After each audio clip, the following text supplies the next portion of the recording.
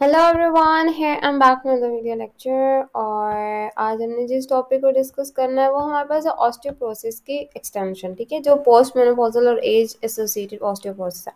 लेकिन उससे पहले हम थोड़े सा कुछ और डिस्कस करेंगे।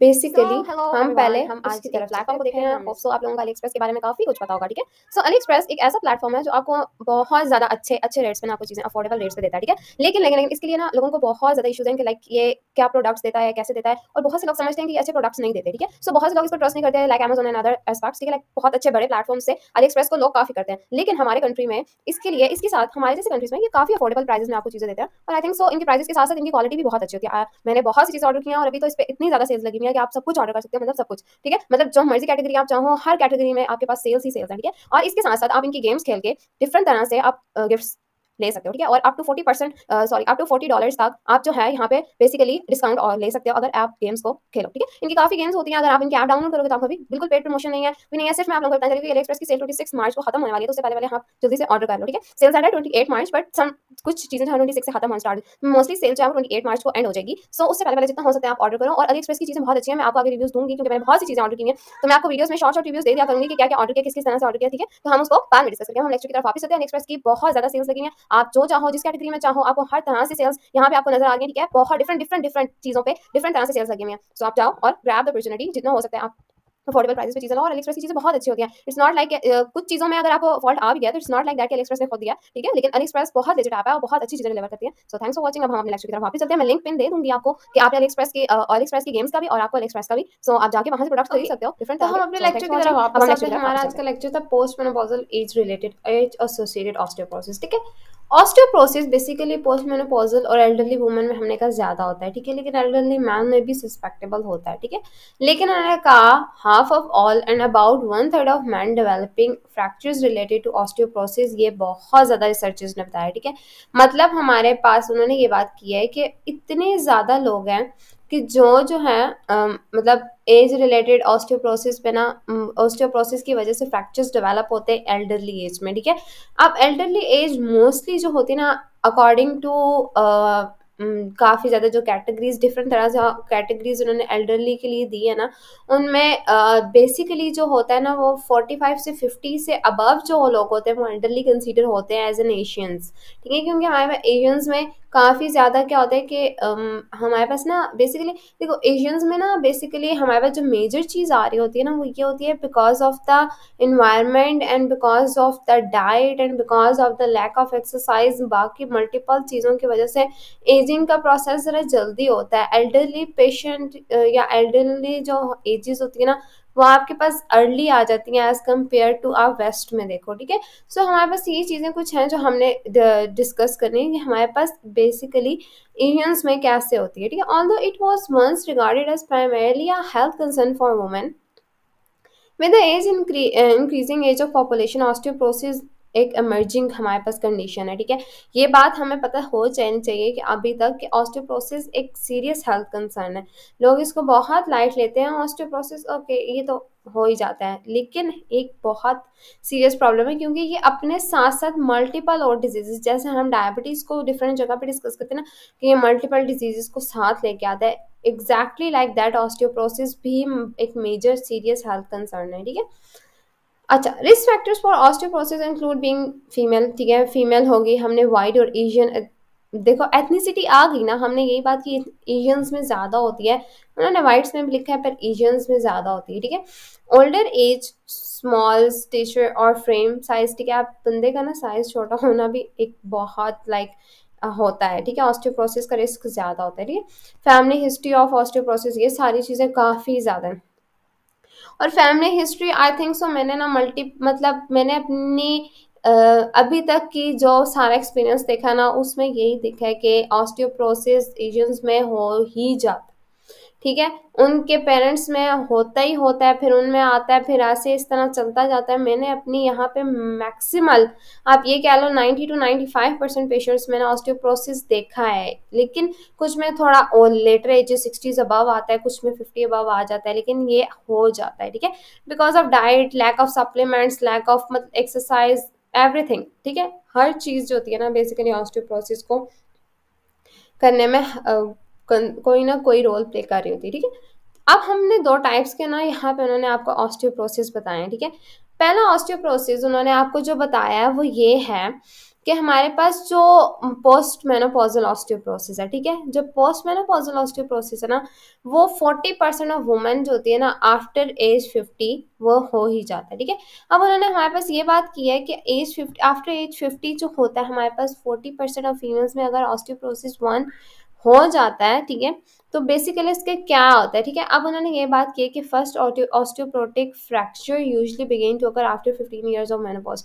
अब उन्होंने ये कहा कि इसी तरह से उन्होंने आपको जो मेजर कंसर्न बता दिया कि फ्रैक्चर का जो हम पहले भी डिस्कस कर चुके हैं, उन्होंने कहा 15 साल के अंदर अंदर पोस्ट मेनोपॉजल में 15 साल के अंदर अंदर आपके पास ऑस्टियोप्रोटिक फ्रैक्चर आ ही जाता है, ठीक है।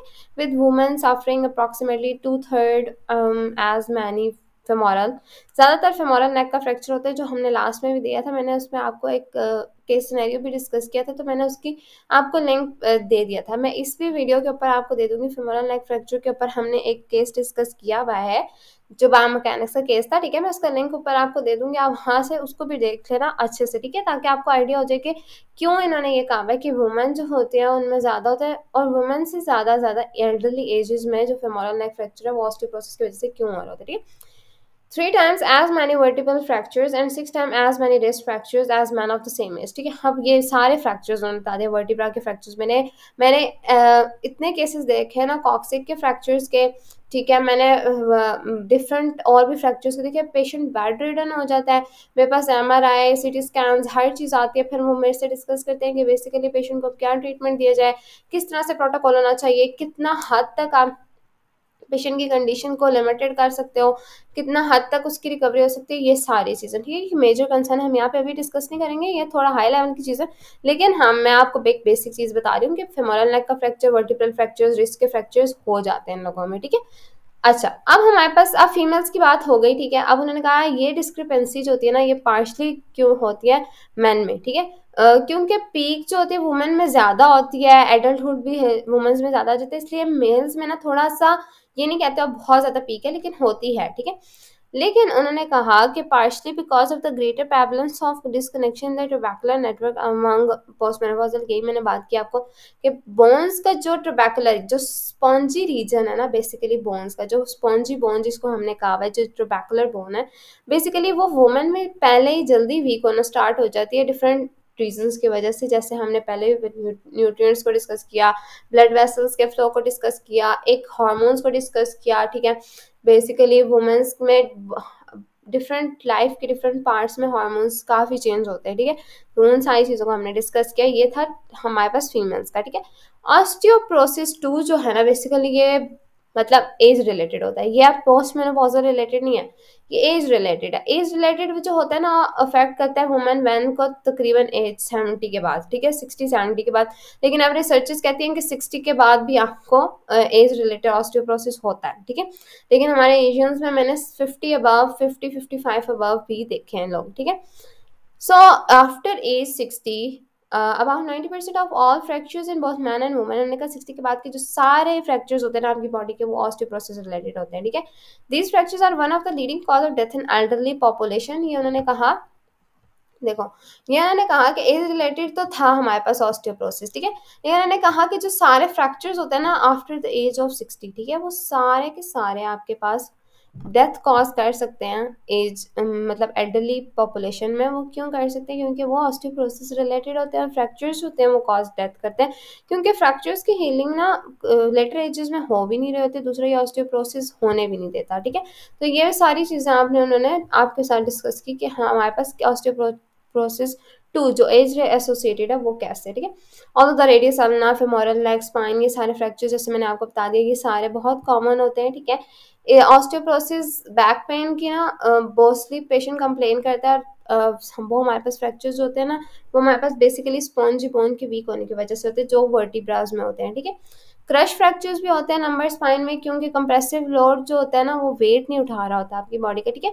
अब एज के साथ साथ ना आपकी बॉडी वीक तो हो रही है, लेकिन आपके पास जो क्रश फ्रैक्चर होता है ना मोस्टली, ठीक है, अगर आपको पता नहीं चला तो यहाँ से बेसिकली जो उन्होंने बात की ना हमारे पास क्रश फ्रैक्चर की, ठीक है, वो उन्होंने कहा कि क्रश फ्रैक्चर जो होता है ना वो लंबा वर्टिब्रा में वो कंप्रेसिव लोड की वजह से, कंप्रेसिव लोड हमने पहले भी डिस्कस किया, मैं उसको बहुत ज़्यादा डिटेल में नहीं जाती, ठीक है।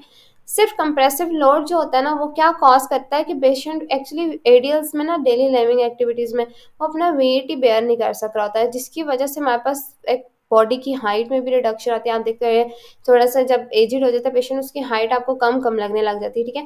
दूसरा ये है कि वो कंप्रेसिव लोड की वजह से भी होता है, एडियल्स की वजह से भी होता है, तो उस केसेस में स्लाइड से क्रश फ्रैक्चर्स आ रहे होते हैं, ठीक है। तो ये सारी चीज़ें उन्होंने डिस्कस की, ठीक है। अब हमारे पास उन्होंने कहा कि मोस्ट बॉडी का जो वेट होता है ना वो एंटीरियर होता है स्पाइन की, ठीक है। The resulting fracture often leave the vertebral body wedge shaped.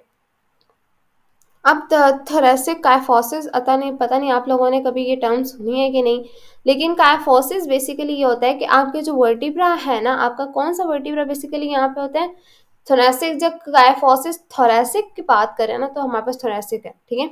अब थोरेसिक काइफोसिस क्या होता है, अगर आपने पेशेंट को देखा हो ना, जैसे आज आप पता नहीं आप लोगों को तो पता नहीं है ये बात, लेकिन अभी भी लोग ये कहते हैं कि आपने ज़्यादा झुक के नहीं चलना होता, ठीक है। ये बेसिकली आपकी पोस्चर से रिलेटेड भी होता है काइफोसिस, पर ये एज रिलेटेड भी होता है, ठीक है। अब काइफोसिस जो पोस्चर रिलेटेड होता है ना, बेसिकली बहुत बंदा झुक के चलता हो ना तो उसकी एक हम्प सा आपको पीछे क्रिएट हुआ नजर आता है थोरेसिक रीजन में, ठीक है। वो ऐसा लग रहा होता है आपको कि यार ऐसे जैसे झुका झुका सा है, ठीक है। एक तो पीछे से काफी हद तक जो होता है ना वो हम्प आपको, मतलब एक देखो मैं आपको एक बात बताती हूँ, देखो एक बंदा है ना, ठीक है।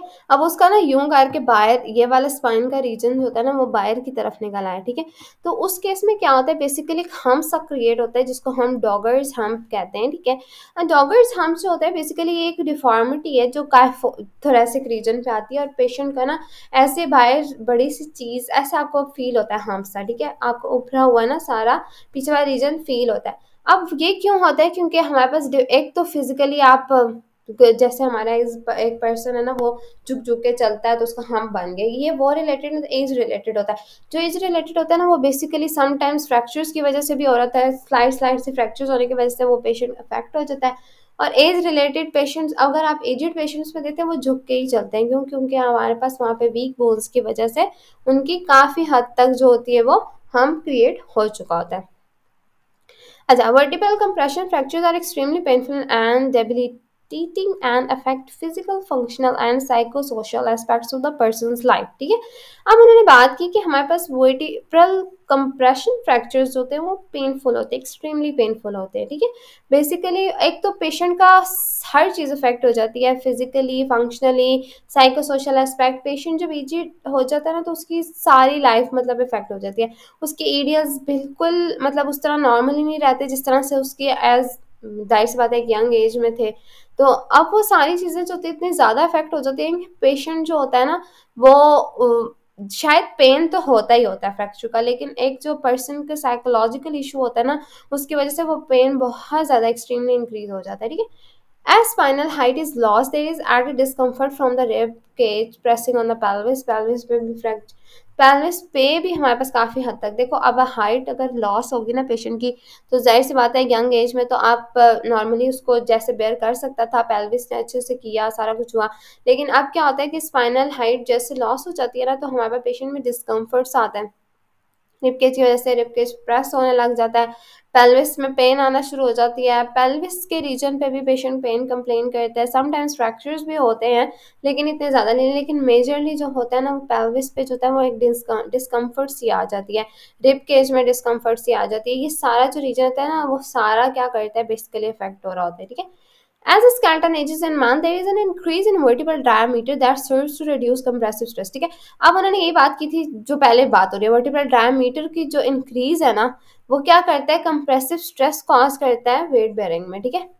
जाहिर सी बात है स्केलेटन की जितनी एज ज़्यादा होती जाएगी ना, मतलब एक मैन की जितनी एज ज़्यादा हो रही है, ठीक है, उतना ही वर्टिब्रल डायमीटर जो है वो इंक्रीज हो रहा है, जिसकी वजह से क्योंकि उसने कंप्रेसिव स्ट्रेस को रिड्यूस करना होता है ना, लेकिन वो रिड्यूस तो कर नहीं सक रहा होता क्योंकि उसकी बोन्स ऑलरेडी वीक होती हैं वेट बेयरिंग में, ठीक है, जिसकी वजह से काफ़ी हद तक जो है ना ऑस्टियोप्रोटिक चेंजेस आपको नजर आते हैं। ऑस्टियोप्रोटिक चेंजेस में भी taking place the structure strength of the vertebra is not reduce, ठीक है। अब उन्होंने कहा ऑस्टियोप्रोटिक चेंजेस हो भी रहे हो तो उसमें भी क्या होता है कि वर्टिब्रा की स्ट्रेंथ रिड्यूस नहीं हो रही, अच्छा, मैं आपको एक और बात बताती हूँ। मैन में ना अब उन्होंने ये आपको बात इसलिए पता है मैन में क्यों बताई गई है कि अगर आपको वर्टिब्रल डायमीटर इंक्रीज हो रहा है तो कंप्रेसिव स्ट्रेस रिड्यूस हो जाएगा वेट बेरिंग में। मैन में ये होता है, आपने अगर देखा हो फीमेल्स में ये इशू ज्यादा होता है, औरतें झुक के ज्यादा चलती हैं मर्दों से, ठीक है। मर्द ना मतलब काफी एज 70 अबव 80 अबव भी ना आपको लगेगा कि मतलब अच्छे बने ठीक ठाक चलते फिरते हैं, लेकिन फीमेल्स में ऐसा नहीं होता, फीमेल्स में बहुत जल्दी होता है। इसका मैकेनिज्म ना अभी भी कंपनसेटरी मैकेनिज्म पता नहीं चल सका कि क्यों होता है, क्या वजह है सारी चीज़ों की। लेकिन स्टिल एक चीज़ ये बात क्लियर है कि मैन में ना फिर भी ऑस्टियोपोरोसिस कम होता है एज कम्पेयर टू मैन। और ये मल्टीपल रिसर्चेस ने बताया है, क्योंकि उनमें ना कुछ स्पेसिफिक ऐसी चीज़ें बनी हुई हैं, कुछ स्पेसिफिक ऐसी बॉडी उनकी ऐसी ही क्रिएट है कि जिसकी वजह से वो लोड बेयर कर लेते हैं, ठीक है, डिफरेंट तरह का। ऑस्टियोप्रोटिक चेंजेस में इनमें बहुत कम होते हैं ये सारी चीज़ें। लेकिन हमारे पास जो फीमेल्स हैं उनमें ऐसा इशू नहीं होता, उनमें ये सारी चीज़ें कंपनसेट मैकेनिज्म नहीं होता। और ये भी अननोन है, इस पर रिसर्चेस चल रही हैं, पर स्टिल इसका कोई रीज़न पता नहीं चल सका, ये भी अननोन है, ठीक है। सो हम फीमेल एथलीट ट्रायड को नेक्स्ट लेक्चर में डिस्कस करेंगे। आज के लिए इतना ही काफ़ी है, और आप अली एक्सप्रेस की सेल को भी जाके देख सकते हो। Thanks for watching.